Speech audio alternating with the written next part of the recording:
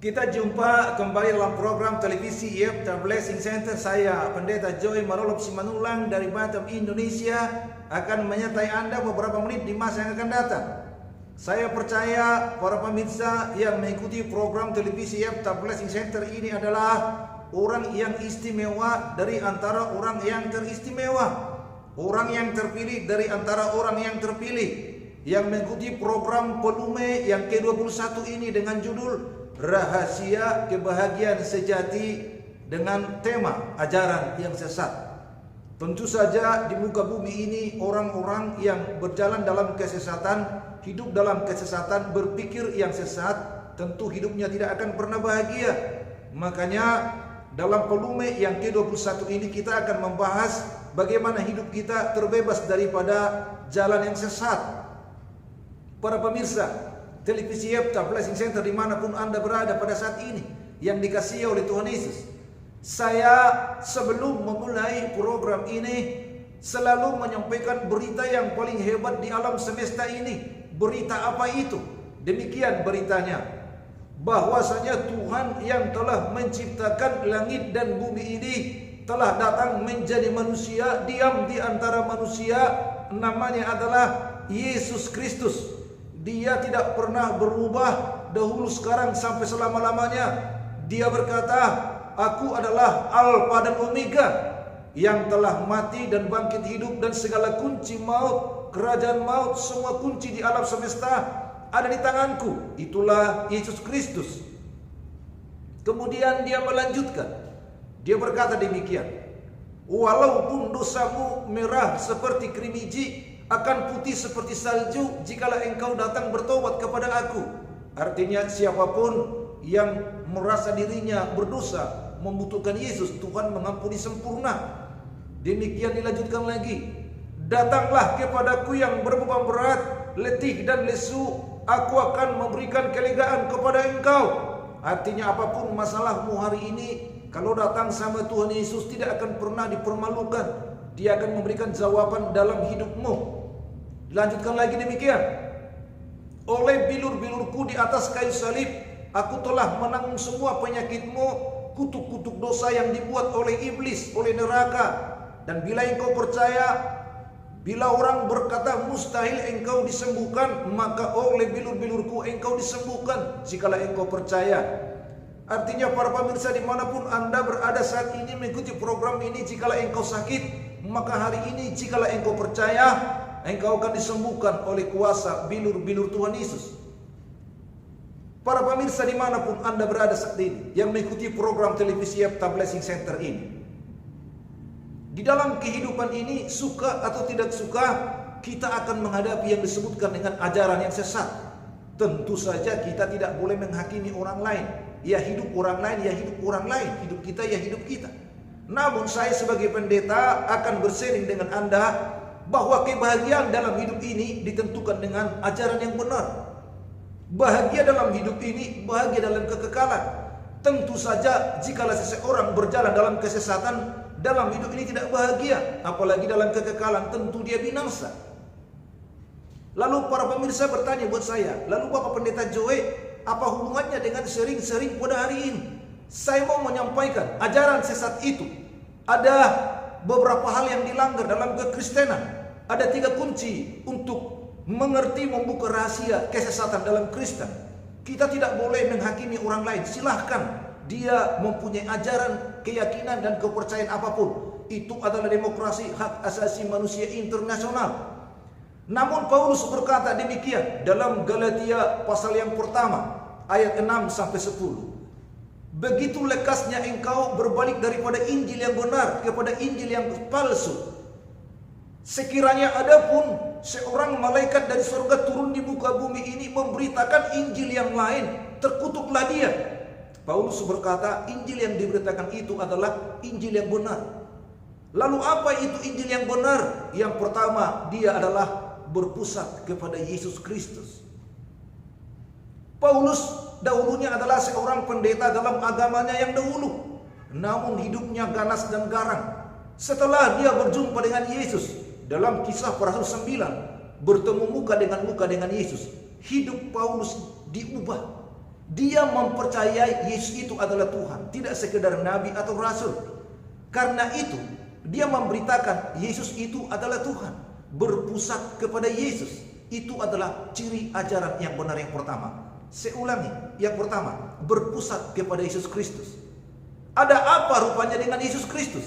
Jelas semua rasul-rasul Yesus Kristus yang 12 itu kecuali Judas Iskariot memberitakan demikian.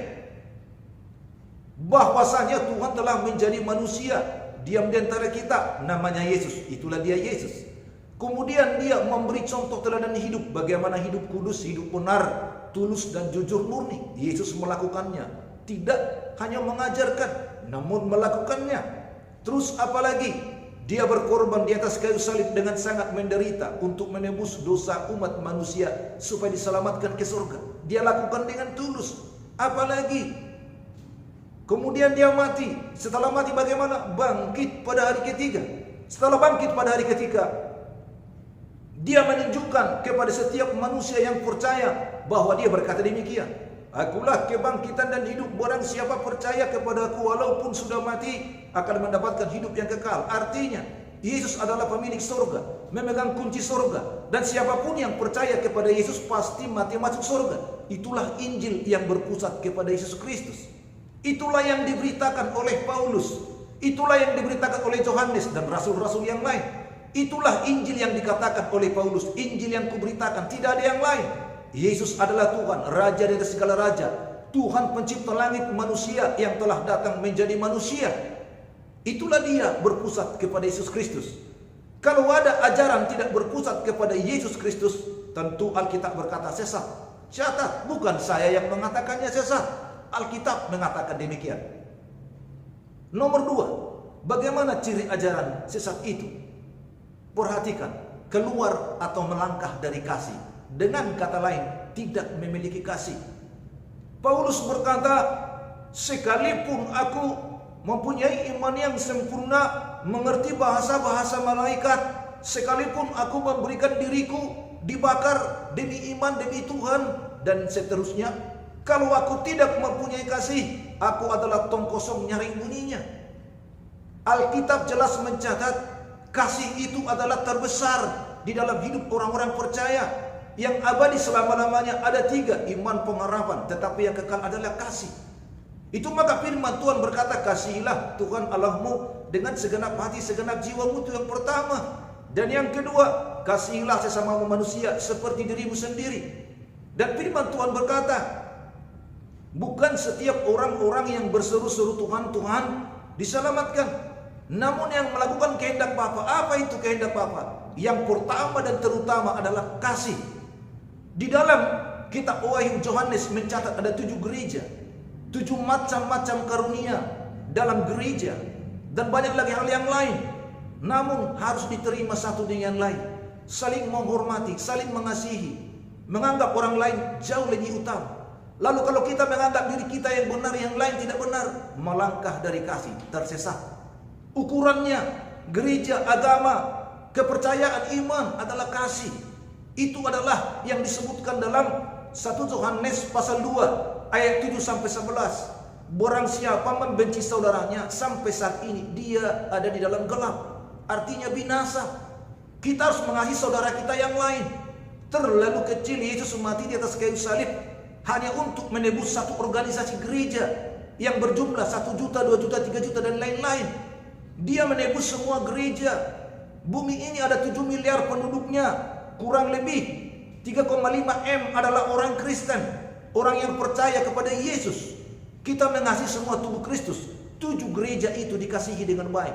Berbeda-beda, tapi satu dalam Tuhan. Mungkin fungsinya berbeda-beda, tapi dipakai Tuhan dengan cara Tuhan. Hormatilah mereka dengan benar, dengan kasih. Nomor 3, bagaimana ciri ajaran sesat itu dalam Kristen? Teladan. Mereka tidak teladan. Mereka memberitakan apa yang benar, tapi hidupnya tidak benar, tidak melakukan kebenaran. Beda dengan Yesus. Dia berkata tentang hidup kudus, dia kudus. Dia berkata rendah hati, dia rendah hati. Dia berkata setia, dia setia. Dia berkata taat, Yesus taat sampai mati di atas kayu salib. Walaupun dia Allah, telah mengosongkan dirinya menjadi sama dengan seorang manusia, bahkan lebih rendah dari manusia pada umumnya, seorang hamba, taat sampai mati di atas kayu salib. Itulah sebabnya dia ditinggikan lebih daripada semua nama di alam semesta ini. Setiap lidah akan mengaku Yesus adalah Tuhan, setiap lutut akan menyembah Yesus adalah Tuhan. Pertanyaannya, bagaimana dia dapatkan gelar itu? Didapatkan adalah lewat teladan. Dia berkorban di atas kayu salib, dia mati, dia diam seperti domba yang tidak berbantah, hendak dipotong, dia diam saja. Apa tujuannya, apa visinya? Supaya dia memberikan teladan kepada dunia internasional. Ada banyak orang-orang lebih pintar berkata-kata dari burung kenari dan burung kutilang, boleh-boleh saja. Lebih merdu suaranya, ajarannya, kepercayaannya daripada burung tekukur atau perkutut, boleh-boleh saja. Tapi ditanya teladan, lain cerita. Yesus memberikan contoh teladan. Bukankah firman Tuhan berkata, dari manakah engkau tahu bahwa pohon itu baik? Lihatlah, bukan dengan cara yang sulit, cara yang murah, apa itu?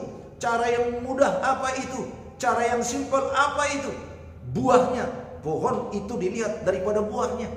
Yesus menunjukkan buah sebagai Mesias, juru selamat, Tuhan yang telah menjadi manusia. 3 kunci tadi, ciri khas ajaran sesat adalah: pertama, dia tidak berpusat kepada Yesus Kristus. Nomor 2, dia keluar dari kasih. Dan nomor 3, tidak teladan. Paulus berkata, ikutlah aku seperti aku mengikuti Yesus. Semua rasul-rasul Tuhan Yesus hidupnya adalah teladan. Semua rasul-rasul Tuhan Yesus memiliki kasih. Semua rasul-rasul Tuhan Yesus memiliki pusat hanya satu, kepada Kristus Yesus. Para pemirsa dimanapun Anda berada pada saat ini, siapapun engkau yang mengikuti program ini yang dikasihi oleh Tuhan Yesus, cek hidupmu, cek ajaranmu, cek di mana engkau beribadah, apakah di sana itu kebenaran ini diberitakan. Paulus berkata, jikalau ada orang memberitakan Injil yang lain selain Injil yang kuberitakan, selain Injil yang diberitakan oleh Yohanes Petrus, terkutuklah dia. Kenapa demikian? Ajaran kasih karunia adalah di ajaran Injil. Kenapa? Kematian dan darah Yesus itu adalah kasih karunia. Hiduplah di dalam kasih karunia. Terimalah kasih karunia. Di mana itu? Di dalam pusat kepada Yesus Kristus. Di mana itu? Dikasih. Di mana itu? Teladan. Itulah maka disebutkan iblis adalah bapa segala pendusta, bapa segala penipu dan pembohong. Yesus berkata, aku datang supaya mereka mempunyai hidup dalam segala kelimpahan. Hidup di muka bumi berbahagia, dan kalau mati juga pasti berbahagia, pasti mati masuk surga. Itulah yang disebutkan bebas dari ajaran yang sesat. Di dalam Yesus Kristus Tuhan, bebas dari ajaran sesat. Dimanapun Anda berada saat ini, saya percaya engkau berada di dalam jalan dan ajaran yang sesat.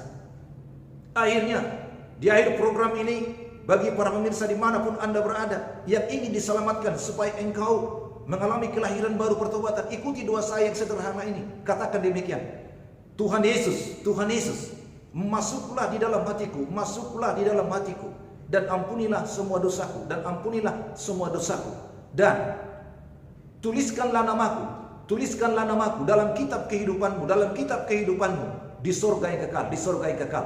Suatu saat saya meninggalkan dunia ini, suatu saat saya meninggalkan dunia ini, pasti mati masuk surga, pasti mati masuk surga.